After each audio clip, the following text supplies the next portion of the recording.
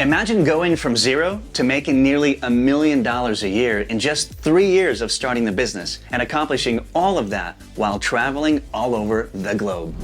You can have a local business be managed completely remotely if you pick the right model and hit 3 main pieces of criteria. And I tried a lot of these industries which are like remote, and everything flopped. So now we're probably doing around between 100 and 150,000 per month in revenue. There's actually fast forward buttons in business you can have, and you can see everything through the dashboard over here. Someone's already figured this out. Why am I doing everything myself? Yeah. We made millions of dollars with this exact sales script. I love finding those types of industries where picking up the phone's a competitive advantage. This is definitely one of them. You mentioned a secret strategy to sales. I'm dying to know what that is. Stick around and I'll show you exactly how I did it and how you can do the same.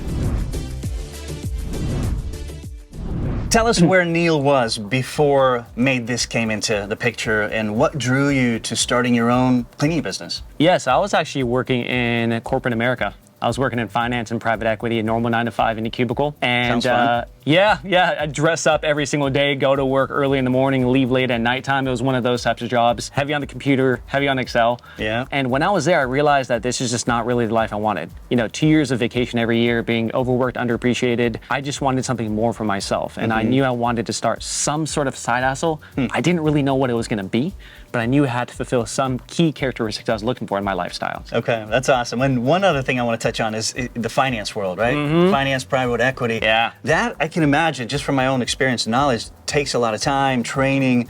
While you're doing that, you're also building the side hustle, MaidThis. How did you do that? Like, what do you want to highlight in part of that moment?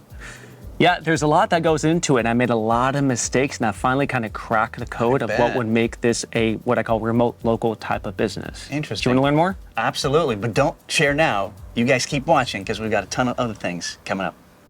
So where are we, Neel? So we're now in my home office. This is where I get most of my work done. Sweet. Not a lot of room, No. not necessarily needed, right? Not really needed. You just need a laptop and some Wi-Fi and you're good to go. Sweet. So that's where the magic happens, I guess. All right, well, and then obviously you haven't been here for too long, but you've always had a home office before. What were the startup costs for MaidThis back in the day? Break it down for us. Absolutely. So I probably spent under $1,000 to get going. That's all you really need for this type of business. It's pretty lean. There's not like trucks, vehicles, wraps, nothing like that. You just need internet connection. So Sweet. I spent probably like $100 on a WordPress template and built my first website. I didn't know what I was doing. Like I found hosting and I got a really crappy website and just got it up. It's something like version 1. And now it's so much easier because there's all these AI tools that spin up websites and a lot of different tools to make easy websites. Probably for less than $100 either. Oh yeah. And my logo was so bad. I was on the Microsoft Word and I just came up with a name from Reddit and I just typed in MaidThis with the exclamation mark and that was my logo. That was it. You didn't give it much thought. No.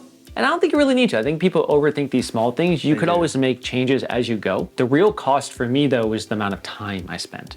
Hundreds of hours of researching stuff, trial and error, getting things going.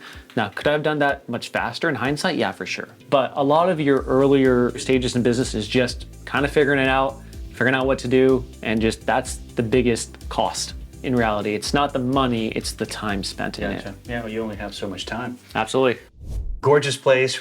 Tell us just in a snippet where we are and why here specifically. Yeah, this is one of our clients' Airbnb homes. So our specialty is actually Airbnb turnovers. Gotcha. And so this is one of the homes that we actually take care of and it's been a client for a long time. And how many clients do you have today as we speak? Oof. I know, just throw it out there. Yeah, it'd be well over 400 clients. Well, the other question that is next is the importance of picking up every phone call in this business. Oh, right? yeah. We want more clients, we want more homes to take care of and clean. How did you build a system around that to make sure that absolutely every phone call from a prospective client is answered? You know what's funny? For this industry, I always tell people that picking up the phone is a competitive advantage. And I love finding those types of industries where picking up the phone is a competitive advantage. This is definitely one of them. If you try to call the top 10 competitors in your city for cleaning, 7 of them won't even pick up. Not, okay. They won't even pick up. 3 of them might pick up, and then shocking, right? If you try any home services, it's very rare to find someone who actually picks up and is really good at sales. So with that in mind, you just got to pick up the phone and you're already ahead of the game, right? So what we do to make sure we always pick up the phone is we use global talent to service this local location. So calls get routed to my team in South Africa, and they are the ones who pick up the call. And what about time zone? I'm guessing they're answering 24/7. Yeah, so we always handle things within business hours of the location we're in. So if it's our location, our franchise location, if they're Pacific time or East Coast time, whatever remote team members you hire are going to be for that location. That's one aspect of it, but really if we don't pick up the calls, I found that our close rate dropped significantly. So get this, if we pick up the phone call on the first couple rings, our close rate's around 50 to 60%. If we don't pick up and call them back in a few minutes, the close rate jumps down to 16.5%. Wow. So massive difference in what your close rates are for phone sales. So we have a system of just not only finding remote team members, but also linking everything together. So let's say we miss a call. Automatically, we use AI technology to text the customer and say, hey, I'm sorry you missed it. And depending on what their answer is, we could provide them guidance on here's how to book online, here's what to do. Gotcha. Well, I can't wait to hear more about the specific tools that you use and how you built everything around. When did you know that it was time to quit and go full-time to pursuing MaidThis? Yeah, I think the number is personal for everyone. It's what I call the freedom number, right? And a lot of times if you ask people, hey, how much do you want in monthly income coming in to feel comfortable? The most common answer is $10,000 a month, right? It's kind of like if you ask someone, pick a number between 1 and 10 and everyone says 7, right? But the real number, what I call the freedom number, is probably a lot less. So for me, the number was relatively small. It was around $3,000 a month. And I hit that around the end of year 2. In hindsight, I probably could have hit that way quicker if I actually knew what I was doing. But I didn't, but I hit that number. It's a side hustle too. Yeah, there we go. And I booked a one-way flight down to South America, Colombia. I quit my job and I just started traveling. That's it? Yeah. And I was supposed to travel for 1 year. I loved it so much, so it ended up becoming 7 years of travel across 50 countries. I also was able to build my business. And get this, in the first year of me quitting my job to travel, we tripled the business in terms of size. Yeah. Well, I think that kind of ties into the secret sauce that you are using, implementing, that is sending new customers his way in droves, you guys. And keep watching to find out what that is, because when you hear it, you're going to be like, how in the world did I not know this before? So we were at your customer's house. Beautiful, in terms of the clientele and the homes that you take care of. We went to your home office as well, where all the magic happens, as we talked about. Tell our audience where we are today, because we're on the 33rd floor, downtown LA. Downtown Los Angeles, skyline, beautiful view in the background. This is a common co-working space I work from. So the business I'm in is fully location independent. That was the goal when I started it.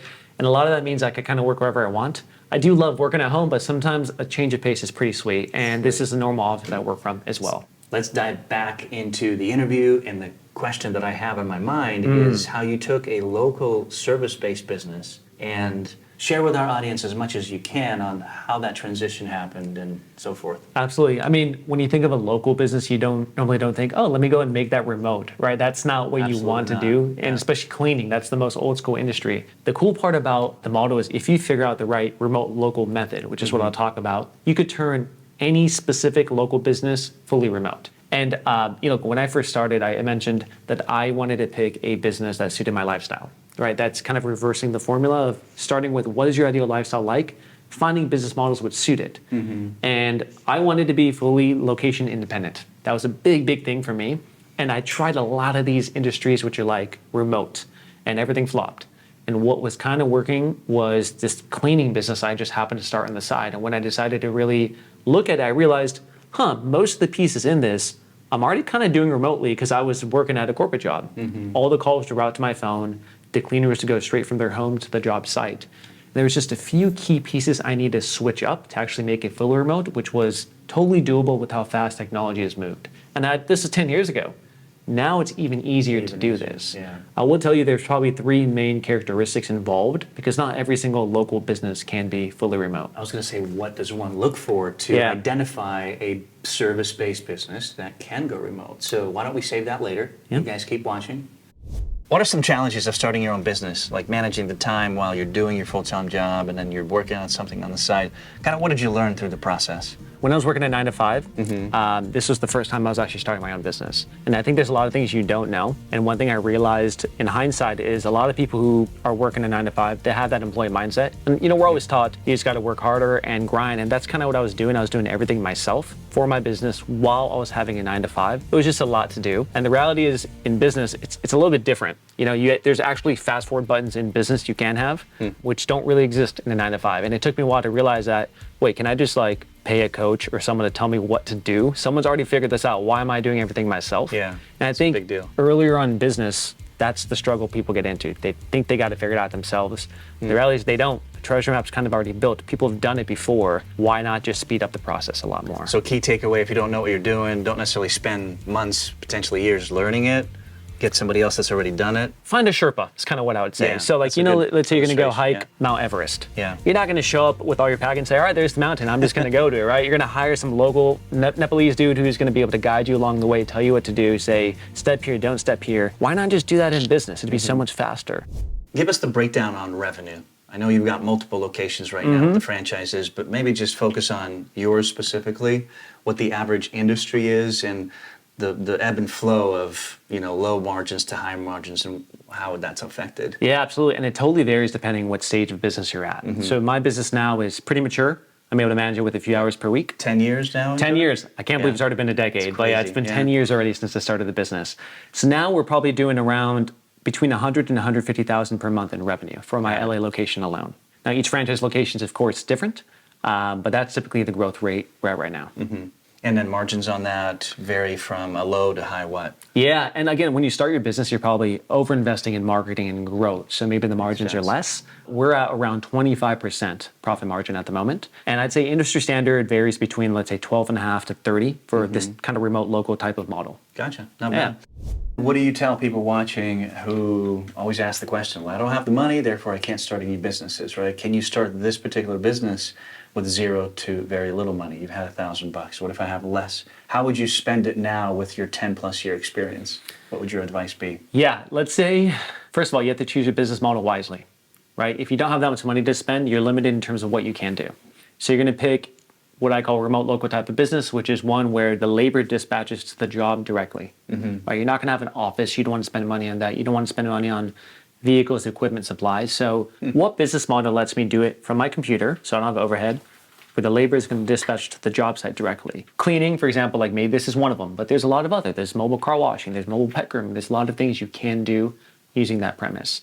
Sweet. Now, if I was getting started 10 years ago and I had absolutely no money, the first thing you absolutely need is still a website. So I'd figure out a way of spinning up a website, and there's so many ways you could do a free trial website now, or a website for 20 bucks. Next, I'd go online and try to find labor. Now, there's tons of ways of actually finding labor, but the easiest way without spending money would be going to like Craigslist or Facebook Marketplace, finding people who are advertising their services. Next would be, all right, I gotta find customers. And we'll get into actually all the cool marketing tactics on being able to do that, but I would run some marketing tactics and funnels, and there's things where you don't need money to do to get customers. And that's how it'd start from ground zero.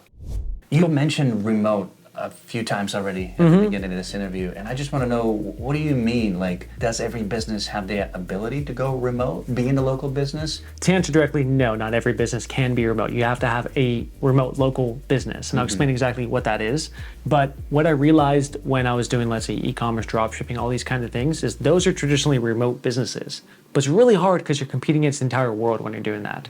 When it comes to a local business, you're competing only against your local market, right? That makes it a lot easier to get new sales. The reality is, with how fast technology has moved, you can have a local business be managed completely remotely if you pick the right model and hit three main pieces of criteria. Number one, the labor has to dispatch to the job directly, right? You might have a lot of places where your staff has to report to a location. Let's say you have a gym, like of course your staff has to be there, and there's an actual physical location. This can't be a remote local business. So you think, what are the business models where the staff could go to the job site directly? A lot of home service hits this category, if you think about it, because of course you're doing the work at the client's home. The second one would be not a lot of CapEx or overhead, right? If you have a gym or office space or places where you're holding a lot of supplies, it's really hard to be remote if you have to go to a place to give people supplies. And the last piece is key management pieces have to be able to be done remotely. Picking up the phones, we talked about routes to my team in South Africa, or if cleaners need help, that could route to my remote team, and everything's done via phone call. Even customer quotes, if you think about it, all of that gets done over the phone. And that's how you could find a remote local business and turn a traditionally old school business to be remote. That's really cool. Let's talk about boots on the ground marketing, right? As opposed to digital. Have you been doing that? Are you still doing that? The pros and cons of that, and cost and so forth? My philosophy when starting the business was I want it to be fully remote. A lot of that makes digital marketing the go-to avenue. The reality, though, is that you need to combine digital marketing along with what I call boots on the ground or offline marketing. It really is a combination. If you're relying just on one, that's the easy recipe for disaster. So we don't do door-to-door knocking. We don't do things where like me, the owner, has to break my back and go in and do it. But we do things through automation, which allow for offline stuff. So for example, we do flowering of certain neighborhoods. Like once a home is cleaned, we probably have a good sense that that neighborhood's a great place to flyer, right? Because we've already had a client there. It's a good demographic. So we can automatically flyer the neighbors around that house. That's the 5-step that you mentioned earlier, right? Yeah, the 5 rounds. 5 rounds, yeah. 5 rounds for the neighbors and put them on an ongoing sequence. A lot of the things we're doing are for reoccurring customers. Now remember, there's initial sales, there's customers who are recurring customers, and reoccurring. Reoccurring means a customer is booked with us who wants to book again. Now, how do I make sure they book again? I have to surprise and delight the customer. So we have ways online of doing one-click sending of brownies to these customers, handwritten postcards, That's things the boots like on that. the ground. This would be boots on the ground to try to get more and more business and build a great system for them. Cool. The thing is, I think a lot of people try to find what's the one best tactic. Honestly, all of them can work as long as you know how to track it and as long as you have a good idea of where to go. Track and go from there. Absolutely. I can't wait to have you show us more details on that, because I think you mentioned there's some on the computer system that you want us to view and take a look at. Yeah, all the automations and funnels. It's going to be awesome. Keep watching. We'll show you guys those details. You have staff across 8 countries at this point in time. Correct. What are the challenges that come with that, and what do you use to make things work like clockwork, essentially? So when I first started out, again, I didn't really know what I was doing. So with a lot of the staff, I'd onboard them and not have a great onboarding process for them. A lot of things we use now are just the technology to be able to communicate with people around the world. So for example, let's say someone calls in. We use a service called Dialpad, which will route that person to my team in South Africa. We use Slack for our internal communication tool. So a lot of different technologies exist now, which didn't 10 years ago when I started. That makes life a lot easier for everyone. The hard part though, honestly, is not really just figuring out the technology to use, it's the back end stuff. Like, what are the processes and systems to get team members to talk to each other? How do you have communication be seamless across different people who are in different countries? Right? And a lot of that kind of stuff is just developing the right documentation, the right systems, the right onboarding. And that's what takes more time rather than just figuring out the technology. Cool. How much are you spending on marketing in general right now? And what are you seeing as far as ROI? You know, new customer acquisition based on online marketing as opposed to this marketing? The concept I'm kind of talk about is called capturing demand versus creating demand. Never heard that before. Yeah, Right. capturing demand would be like people online who are already searching for, let's say, a cleaning service, right? I see that, Where are they yeah. going? Google, Yelp, Thumbtack. That's the easiest leads to get, right? Because they're already searching. You just got to get in front of them. Next is creating demand. That's kind of what we're doing here, where people might not think they need a service, but then they get something in the mail and they're like, you know what, maybe I do need a cleaning. The cool part about that is that you're hitting them one-to-one. There's no other competitor, right? Because they think I need a cleaning. Oh, these guys sent me a postcard. I'm going to go with them. So the goal is to combine them both, and they both have hugely different return on investments. The amount we're spending at scale, since we're a little bit more mature, is about 5% of revenue. And that's for your LA location. All right. LA Let's location. specifically focus on that. Typically, when someone starts a business in their earlier stages, I recommend them starting higher, 15 to 20% of their revenue on just marketing. Here's the reason. This business is a recurring revenue business. If you get business that first year, it stays the second year and third year, as long as you keep them happy. Yeah. Right? So overspend that first year to scale up your marketing, and then you can level it down over time.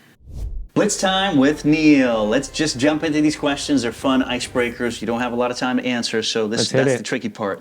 What would be the worst buy one, get one free sale of all time? Vaccines. What negative thing would your last boss say about you? I found out about starting a cleaning company on Reddit, so probably that I was on Reddit too much when I was supposed to be working. Oh, all right. That's a great answer. Why should someone not do what you're doing? If you like not traveling, if you like the stability of a 9-to-5, that's probably a great reason to stay in a job. I don't think entrepreneurship is for everyone. Nothing wrong with that. What would you tell your previous boss? I would tell him, honestly, thank you.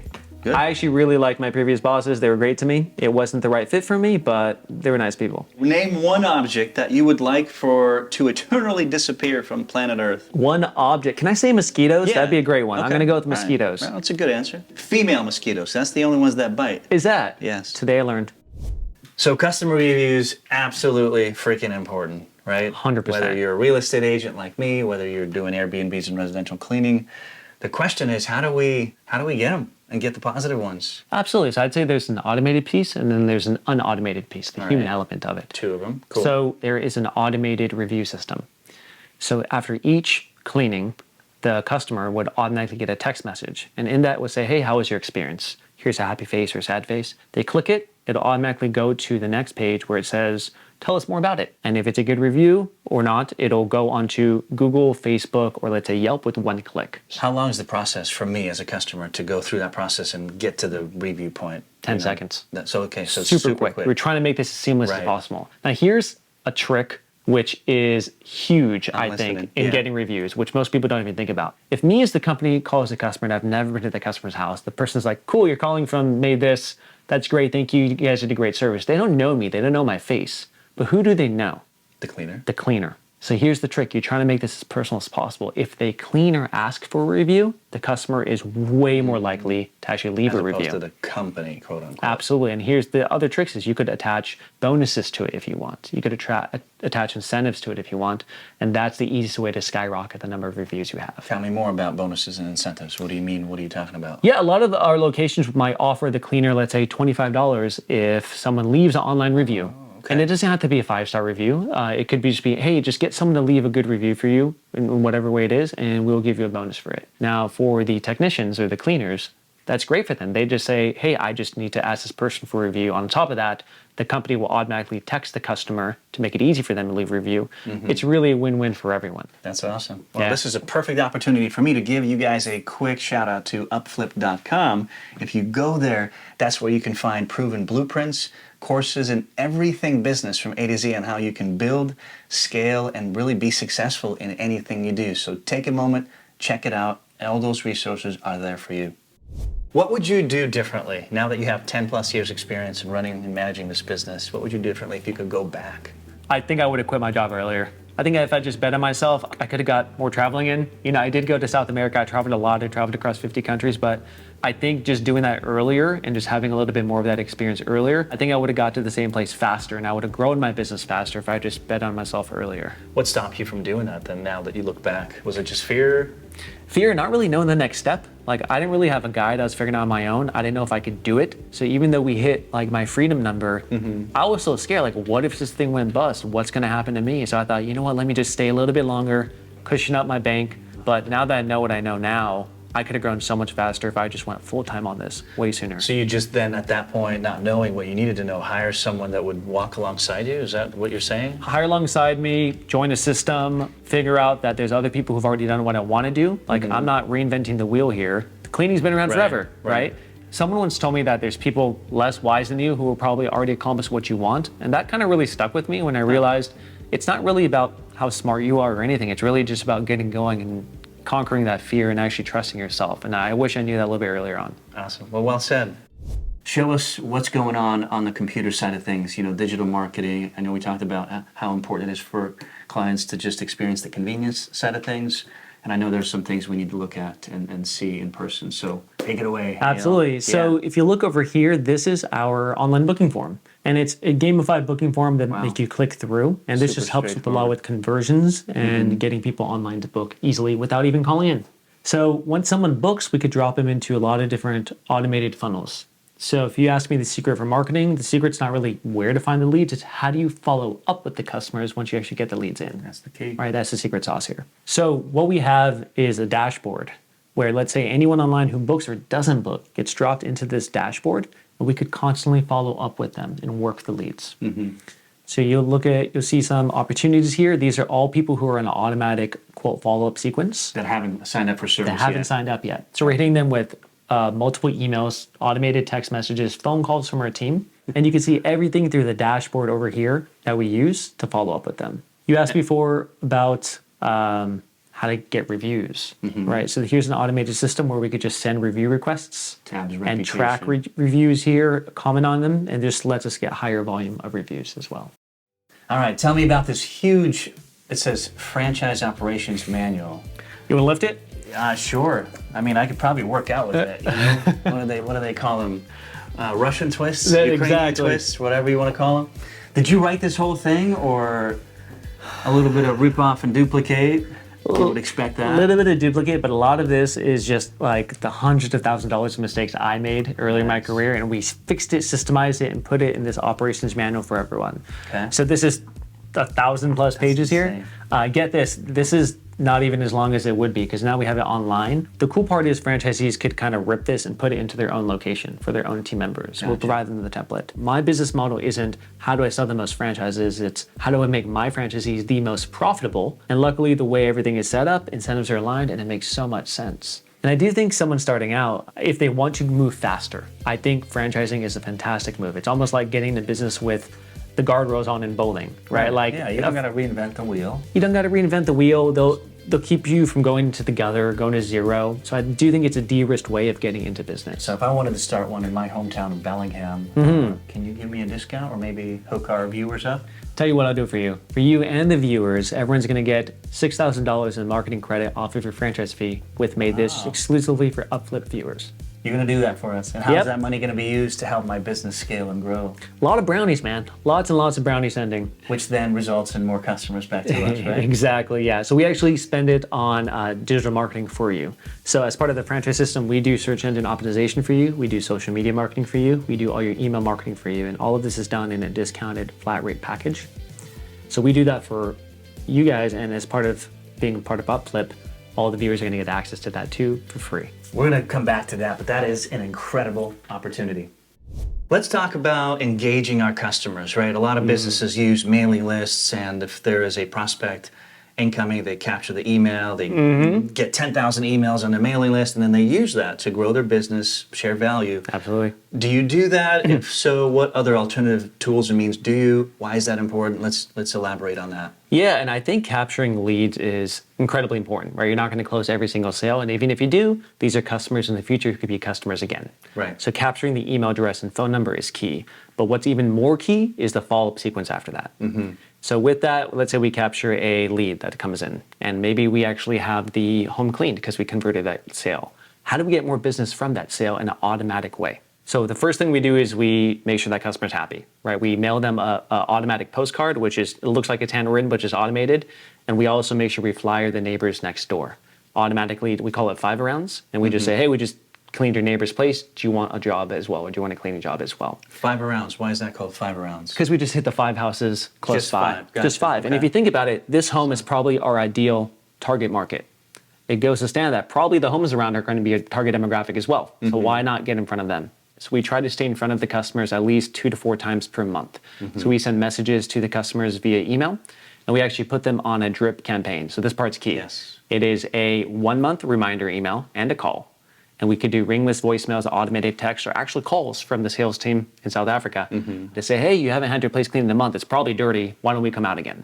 But we also put them on a 3-month, 6-month, 9-month, 12-month reminders, and this goes for 2 years. So they get the newsletters, they get our automatic mailings and phone calls, they're gonna get postcards in the mail. The goal is just to stay in front of them, right? So when their home's dirty again and someone's wife's getting mad at them, they could say, oh my God, MaidThis, they've been emailing me, let me call them. So try to make the content more light, don't be a stiff company. But besides that, it's more just staying in front of the customers consistently. And I think a lot of business owners mess up on this. They get the sale once, they don't really do that good of a job of staying in front of the client. And just based off the system we have, we do it automatically for us and for the franchisees as well. I want to help our viewers understand more specific steps of the onboarding process. Absolutely. Give us an insight.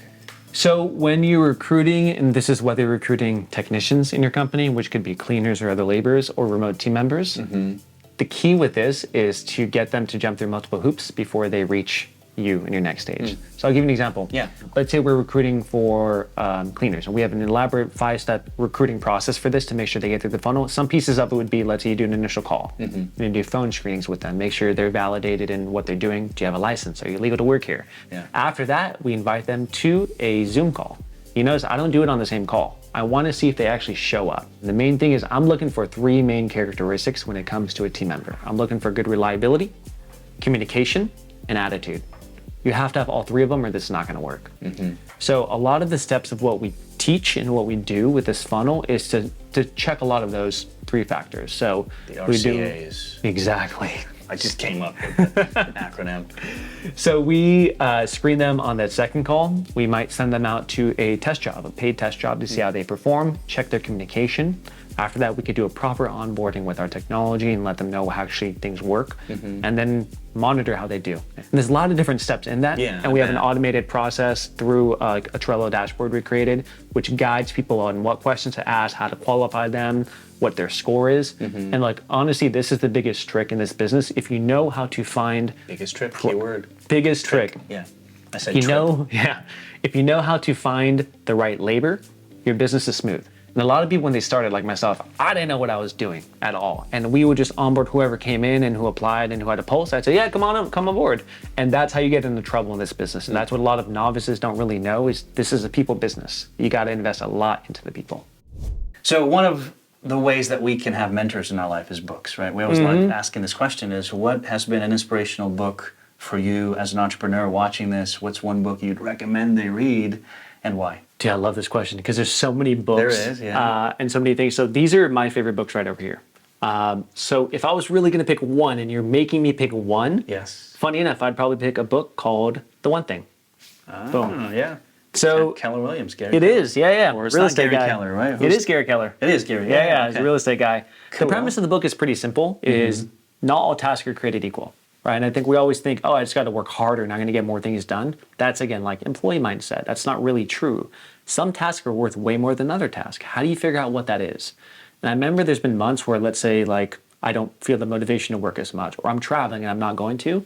I found that if I just do the one biggest impact item that day, the business still moves forward. So that's kind of the premise of the book, of just understanding not all tasks are made equal and focus on the one big lever that you can pull that makes the entire difference. Give us a recent example of implementing kind of the one thing mentality in your business. Yeah, so let's say I realize, I'll go even super small. I know that, let's say we have a franchisee who's going to sign on, and we're at the very end stages, and I don't feel the motivation to do anything that day, but I know pushing that forward is closest to my goal. I'm just going to push that forward, follow up with the franchisee. The rest. Yeah, because the rest of the stuff, which is like update my CRM or send out these email blasts, these are lower on the priority list in reality for my final goal.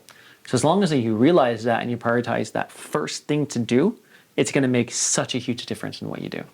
And what have you been really enjoying as being an entrepreneur and doing your own thing? Like, what's the beautiful side to all that, people watching, as opposed to just doing... There's nothing wrong with being an employee, working and enjoying that job. That's a blessing, that's a gift. Right? Absolutely. But there's also something bigger, I think, here that we're talking about that I want to hear from you. Yeah. You know, honestly, in terms of lifestyle, like, I don't think I could go back to doing a normal 9 to 5. The reason is because I get to set my own schedule, right? So I'm kind of a night owl. I like working late, waking up a little bit later and doing that, and that's when I'm the most productive. So I think control over my schedule. If someone says, hey, we're going on this epic trip somewhere, I can say, great, let me just work remotely and I'll go do it over there. There's a lot of flexibility. Plus you realize that every amount of work I put in is coming back to directly benefit me. It doesn't go to the man, it goes straight to me. I think that's a level of motivation which makes you feel like you have a lot more control over your life. Whether you actually do or don't is completely different. But I think it's kind of empowering, you know? Like, I've made this money myself. I've done this myself. I can have control over my schedule. And it feels very empowering. I think that's an understated benefit of being an entrepreneur. Yeah, and the bigger picture too is not just you now, it's the franchisees that have joined the ship. Yeah. And whatever you do directly, in a way, impacts them in a positive way, right? And their family and their lives and their goals and aspirations. I think there's a lot of ripple effects from doing something like franchising or even home cleaning, right? Like, you can save a lot of people time. For cleaners, they have a lot more jobs and income coming in. For our remote team members, especially when they're making US dollars in a lot of their countries, it's so huge. I think there's just so many ripple effects that happen from starting a business that you don't even think about. You only know when you actually get into it. What is your goal for MaidThis? Give me a 5-10-year vision in a quick Yeah. We're on track to hit around 30 franchisees by the beginning of this next year. We are currently at 17 locations. And my goal is really to focus on growing the franchises, right? So I love working with the franchises. A lot of them are people who want to get out of the rat race. A lot of them people who know they're kind of destined for more with entrepreneurship, but aren't really sure what to do or how to get into it. My goal is to help them and actually get out of the rat race. So my goal is to scale the franchise business specifically and just pick the best franchisees. That's awesome, dude. Yeah. That's a pretty good goal. And I think that ties in well to the next question, and that is sort of a moment in your life when it was tough, you wanted to give up. You know, we all go through that, whether it's business related or personal, financial, physical. Anything you want to highlight to us and how you kind of overcame that? I think that would be pretty encouraging and inspirational to a lot of us. Yeah. When I was first starting, I honestly, everything I did kind of flopped.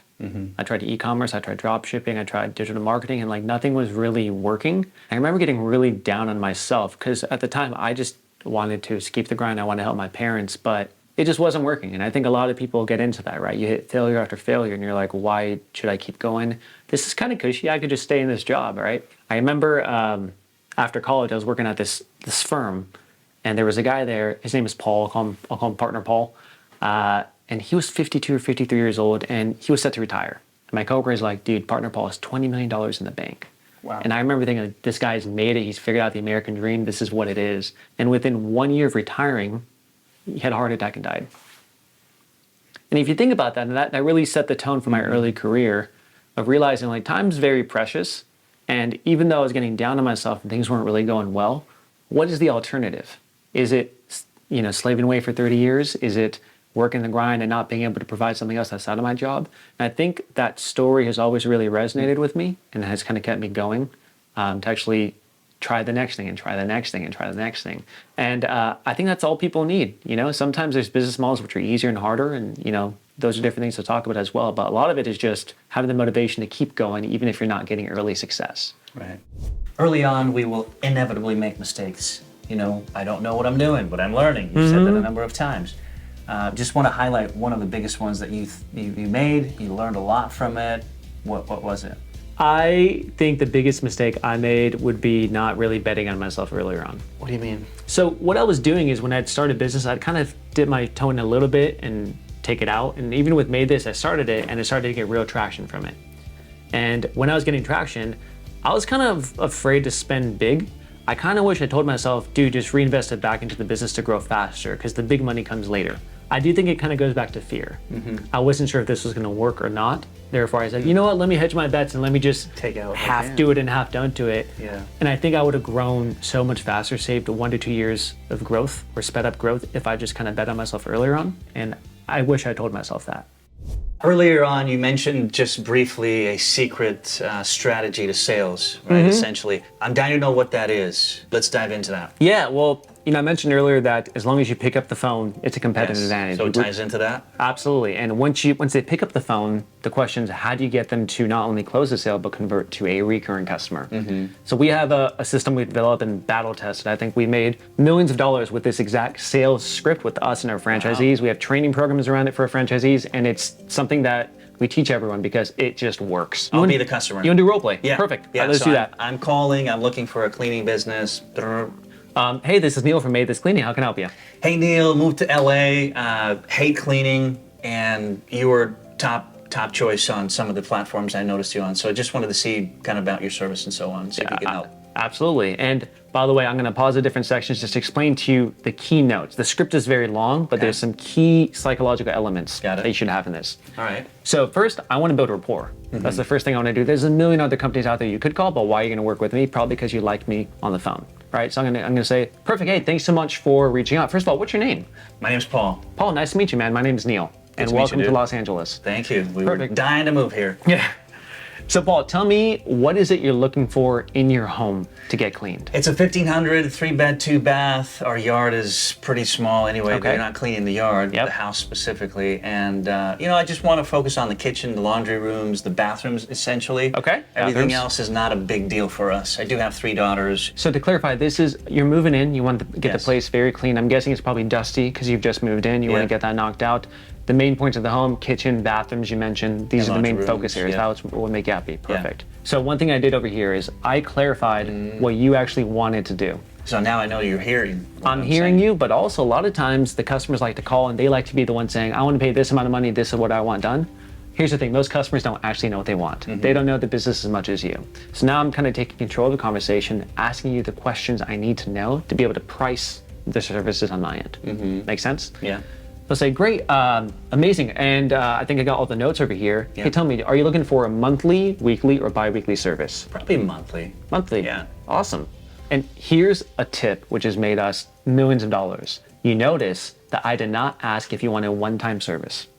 Oh, you're right. I didn't even realize that. Psychological trick, monthly, bi-weekly, weekly, and you're like, oh, I guess I want monthly. I didn't give you the option for one time. I heard the options and I answered with what was Absolutely. available. This is how we get people I on a love recurring that. plan to begin with. Whoa. Then with our follow-up sequence, we make sure they stay happy. And there's a lot of things we do for that, but on the initial sell, this is what we do. Okay. And let's say I'll throw out a price for you. I'll say, great, you want monthly service? Great. What does that look like? Yeah, your first cleaning, which is going to be deep clean, is going to be around $280 for the first time cleaning. I don't know, man. I've looked around on Google and all that, and that seems a little on the steeper side for me, Neel. Okay. Even though I like what you're saying, I like the options you're giving me, can you do anything on the price point? Yeah, so this is... Gotta ask. You gotta ask. The worst case, it's a no. So in this case, I want to show you the value we have. I don't want it to be an apples-to-apples comparison where you're looking at us and a bunch of other companies, right? So this is what I'm going to do. I'm going to say, hey, Paul, you're totally right. You could probably go to another company and have it way cheaper, but there's some risk in that. What you're really paying for with us is peace of mind. You notice our reviews. We're really good at what we do. On top of that, you get our guarantees. And our guarantees are that if there's anything missed, we'll have someone come out for a free 2-hour re-clean for you. On top of that, only 2% of the cleaners in our system who apply actually make it onto our system. So you're getting the best cleaners in the market, background checked and everything. Sounds like it. On top of that, Paul, I know you just moved here and I want to make sure this is affordable for you. I want you to try us out, see how you like it. If you like it, continue. If not, it's okay. Scripts do work. Scripts work. And with that script, you could close a lot more sales, convert them to recurring, and just have a booming business. Cool. Well, this has been awesome. I've learned a lot. I always do. I trust that our viewers have. What would you like to leave with our viewers as far as pieces of advice for entrepreneurs? Anything on your heart, mind, and soul, whatever you want to say. Yeah. Honestly, when I got started, I got so stuck into, like I said, watching YouTube videos, podcasts, courses, everything without just trusting myself and getting going. If I could have told myself something back then, the advice I would give would be just trust yourself. Worst case, it fails, you learn a bunch, you keep going, but trust in the process and keep going. That's how you actually achieve the success or lifestyle you want out of just the 9 to 5. Sweet, man. It's been a pleasure. Thanks so much. Likewise.